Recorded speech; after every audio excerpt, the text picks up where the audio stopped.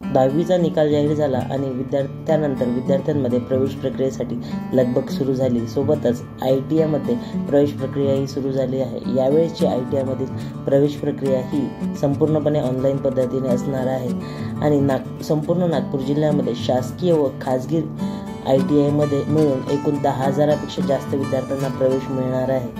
तर यावर अधिक माहिती जाणून घेऊया नागपूर ITIचे उपसंचालक अनंत सोनकुवर यांच्याकडून।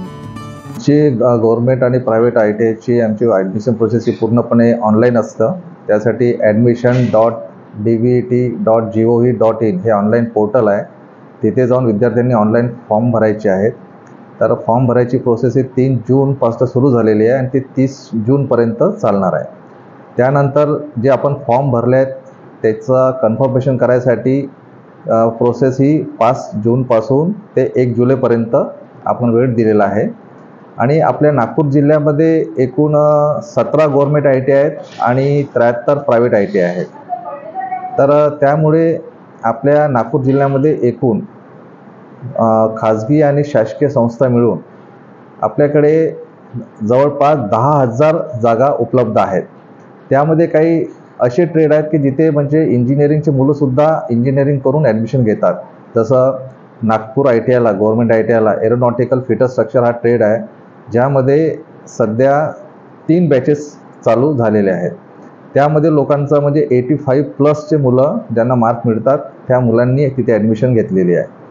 तर ह्याच प्रकारे फिटर ट्रेड आहे, इलेक्ट्रिकल ट्रेड आहेत, नॉन इंजिनिअरिंग ट्रेडसुद्धा आहेत। असे एकूण नागपूर जिल्ह्यामध्ये विविध प्रकारचे 29 ट्रेड आहेत। त्यापैकी नागपूर ITIला जवळपास 27 आपल्याकडे व्यवसाय अभ्यासक्रम उपलब्ध आहेत। तर ह्या सर्वांचं जे म्हणजे अंतिम जे मेरिट लिस्ट पब्लिश होणार आहे वेबसाईटवर ती 7 जुलै रोजी अंतिम मेरिट लिस्ट पब्लिश होईल। त्यानंतर ॲडमिशनची पहिली फेरी सुरू होईल।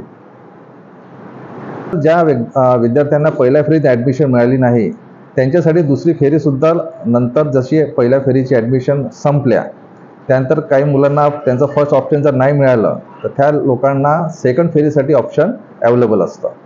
अशा प्रकारे जवळपास 3 ते 4 फेऱ्या होतात आणि त्यानंतर सुद्धा जर ॲडमिशन म्हणजे जागा रिक्त असतील तर आम्ही मॅन्युअल ॲडमिशन म्हणजे मुलांना ITIमध्ये बोलवून त्यांचं समुपदेशन करून त्यांना मेरिट लिस्टनुसार त्यांची एक म्हणजे आपण मॅन्युअल ॲडमिशन तेव्हा देत असतो।